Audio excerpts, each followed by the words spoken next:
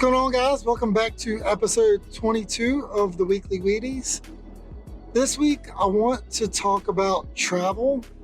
And I mentioned travel after a post-pandemic COVID world, however you want to look at it.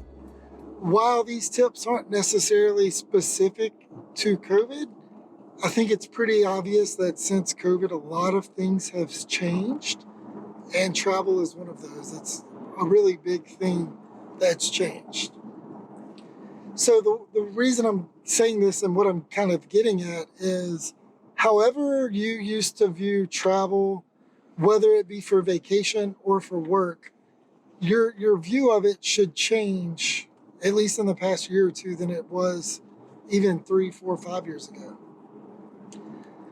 The biggest thing I want to get across to you from this whole podcast is, if you're going to travel, and when I say travel, I mean to a city you don't go to a lot, you're staying in a hotel or you're camping, it's for a conference, it's on property, whether it's a vacation resort, potentially you're flying, you might be renting a car, something that you don't do on occasion. That's what I'm getting at here. You know what that looks like for you. It's different for everybody, whether it's for personal or business. But you're going to have to plan. And I know a lot of you don't like that word, and you don't want to plan. You don't like to plan. You roll your eyes at the thought. You're throwing up a little bit in your mouth. I have people I work with that are like this. I have family members that are like this. They don't want to plan. I don't mind planning for those types of people. In another world, in another life, I think I would have enjoyed being a travel agent. Maybe specific to certain locations, and I might even talk about them in a future episode. But I enjoy traveling. I've traveled all over the world. I've been to France, I've been to Jordan, I've been to Israel, I've been to Canada. I know it's not a different country, but I've been to Hawaii. I've been to Costa Rica, I've been to Mexico. I've been to just about every state with the exception of Alaska and the northeast above, like Massachusetts. Every other state I've pretty much been to. I've been fortunate enough, my family is half car, will travel kind of thing. We've done it for business, we've done it for pleasure. Again, I'm very blessed, I'm very fortunate to have traveled. My work, I'm fortunate enough to travel for work. So I've traveled a pretty good bit for work as well. Again, when you travel more recently, you're going to have to plan. Plan your flights, plan your dinners, plan your hotels, plan what you're going to do for fun. Even if you're taking a business trip, you can do things for fun. Another thing that might cause some of you to roll your eyes, but some of you might not, but you just might not have ever thought of this, is to take your trip before you go virtually. Google Maps is a great place to do this. Google Earth maybe might offer a little bit more than Google Maps does, but there's tons of websites, there's tons of YouTube channels that offer videos of the areas you might be going, or like these 3D pictures, if you will, of the place you want to go. So you can kind of scope it out and check it out before you visit. For example, I'd have to look up the exact channel on YouTube. I can link it down in the description below. But there is a channel, I say it's a girl, I think the girl is somewhat in the title, but literally they put a camera and just walk around the cities.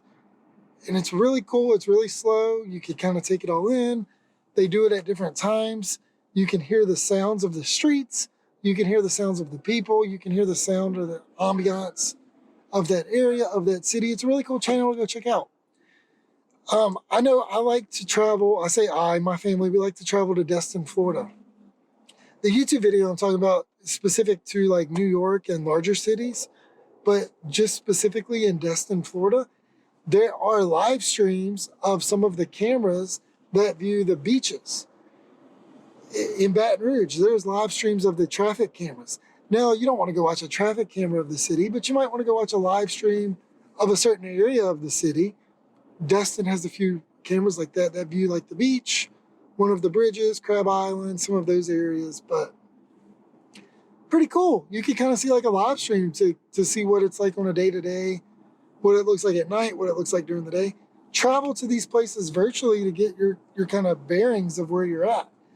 If you know what hotel you're going to be staying at, but you know you want to go visit this landmark, you can pull it up on Google Maps. Is that walkable? Maybe not. Okay, do I need to take a taxi? Do I need to take an Uber? Could I take the local metro or subway or train or whatever it's called in that city? Figure that out before you go. See how many stops you have to do. Do your research, right? Research. Look up reviews of the places you want to go, especially like hotels and restaurants or like these one-off like axe throwing place, right? You might think you want to do this, but you start looking into the reviews and they say, well, it's this, and this. Restaurants is a really good example. Go look at the low stars and the high rated stars. A 2-star rating of a restaurant might have rated it as 2-star because the restaurant said it was, quote, family friendly. But then when that person went there, they're like, this is not a kid friendly restaurant at all. Sometimes their views of family friendly versus kid friendly are different. Sometimes it might have been an accident and they just literally accidentally tagged it as family friendly when in fact it probably wasn't the best suggestion or the best thing they should have done. So keep that into account and keep that in the back of your mind. What do I want to get out of where I'm going? What can I kind of look at as far as the reviews and see what other people are saying? You can search reviews, just like on Amazon. You can search reviews, and Google reviews you can search sometimes and see what other people are saying. Don't just go by Google. Look at Yelp, right? Look online, just search the name of that attraction or restaurant and see what comes up. There might be a completely different subset of local reviews for a specific area that the quote unquote locals are kind of keeping up with. So you can see what the locals want versus what the out of towners like. Great example of that is New Orleans for us in the southern Louisiana world down here. I talk about food, I like food, right? A restaurant that is quote unquote southern and Cajun can probably live a longer life in a city like New Orleans than it could in a city like Baton Rouge, just because New Orleans is going to get more tourists than Baton Rouge would in general, right? There's exceptions for everything. But my argument is in New Orleans, the locals might know, hey, do not go to this restaurant. It's not Cajun, it's not Southern. Whereas if it's at a good placement, if it's next to a really good hotel, or it's where a lot of tourists go by, it's going to get enough traction regardless of what the reviews might be from locals. Because of enough tourists go there, they keep the rating up for it, right? And I don't know offhand of any specific restaurants that I want to throw under the bus with that comment. It's just the statement that sometimes tourists view things differently than locals. And sometimes you got to do a lot more research to find what the locals review something as compared to tourists. That's all I'm saying. It's neither right nor wrong. It's neither here nor there. It's just something to consider with that as an example. That's all. So my biggest tip with planning has to do a lot with flexibility, because you never know what's going to happen when you get into that town, you get into that city. You try to plan for this. For example, I went to DC a few years ago, wanted to go to a certain museum, didn't do enough of my research. I got there, that museum was closed on Sundays or whatever day of the week it was. So I couldn't go. I had to redo my entire itinerary and schedule for that week because of that one museum that I didn't research enough. Now, alternatively, things might shut down unexpectedly, and it's like, oh, well, this happened yesterday, so we're shut for this entire week. That's why you got to do a little bit more research. I've been known to call places directly and say, hey, I'm coming in this date, this time. Is there anything you can tell me? Anything I need to be aware of? They generally know, and they'll tell you. They'll be polite enough, at least fingers crossed, you hope so. But this is where you also got to dictate what your priorities are. And not only what your priorities are, what are your priorities for what I'm going to call paid attractions versus like free attractions. So using DC as an example, all of those museums are free. Like the Smithsonian museums are all free. However, there are some private museums that are not free and might have an expensive cost to them. Or if you do like New York and you want to do a Broadway show, that has a pretty high cost with it. My suggestion always is to prioritize what you want to do and schedule around that. And definitely prioritize what you want to do if there's cost associated with it. If there's two out of three things that you want to do that have a cost associated with it, suck it up, go ahead and pay for those, schedule them in advance, pay for them in advance, even if it costs you $10, $20 more, whatever it might be, because you know you're going to do it. You know it's going to be on your schedule. You're going to force yourself to do it. You're going to force yourself to schedule around it, and you'll have a better trip because of it. At least if those are the things you know you want to do, and it's a non-negotiable. But again, then we get into these flexibility. Schedule backups. So, all right, I paid for this. This is what I'm going to do. But if something happens and it gets canceled, I got to reschedule. What's something I can do or schedule as a backup that I can fill that void with? And if it comes to fruition, I can push that off on another day at another time, right? Your tier 4, tier 5, tier 6 kind of things. So that's kind of some tips with attractions and scheduling what your priorities are.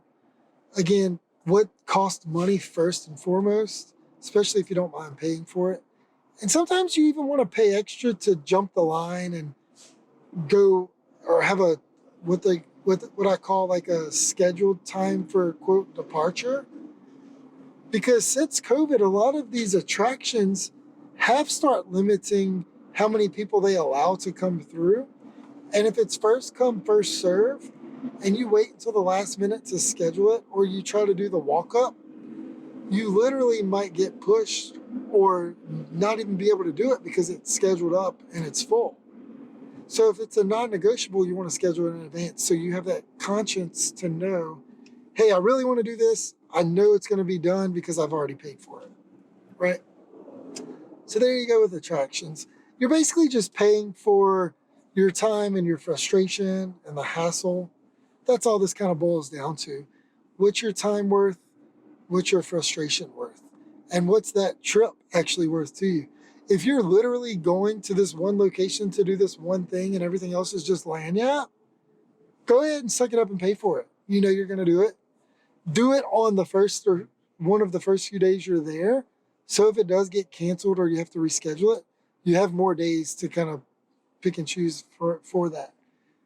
Prime example, one of my trips to Hawaii, actually my wife and I were fortunate enough to go to Hawaii for our honeymoon.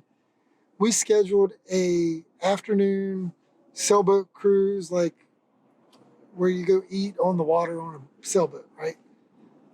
Well, I didn't think about it at the time. I wasn't cognizant enough to schedule it early on in the week. And it was like the last day we were there, we scheduled it. What do you know? It rained, we got canceled. We didn't even get to go do this. We were upset, but it wasn't like the end of the world because it wasn't our number one priority probably, at least if memory serves. There were some other things we wanted to do that we were able to do. Maybe I'll talk about Hawaii in a future trip or a future podcast. So another kind of tip I want to talk about is flights. Again, since COVID's kind of happened, airlines just aren't offering as many flights as they used to. So my suggestion is try to schedule a nonstop if you can, even if it costs more, for two main reasons. It's less to go wrong if you get delayed or a canceled flight. Yes, it costs a little bit more money probably, but you're also saving time in regards to your transfer. You're saving hassle with having to deal with luggage. You're saving that one extra step that, hey, did they actually get my luggage onto this flight in time? People have been known to lose luggage. I would also argue that if you live within 1 to 3 different airports, check all 3 airports out when you're flying to see what you might can do. The destination you're flying to, check 1 or 2 or 3 airports surrounding that area to see if you could get a better flight time, a less expensive flight, or a non-stop flight so you can have that one flight you get in the area if there's a snowstorm or a rain, thunderstorm, whatever that shuts down the airport, you're at least in the area or in the city, right? And you can take a taxi. Again, you might have to pay, for the sake of the argument, let's say you pay another $100 to take a taxi from the airport that's 30 minutes further out from what you want it to be at. If you're there an hour sooner, sometimes 2 hours sooner, you didn't lose your luggage, you're in the area, period. You might not have even lost that entire day.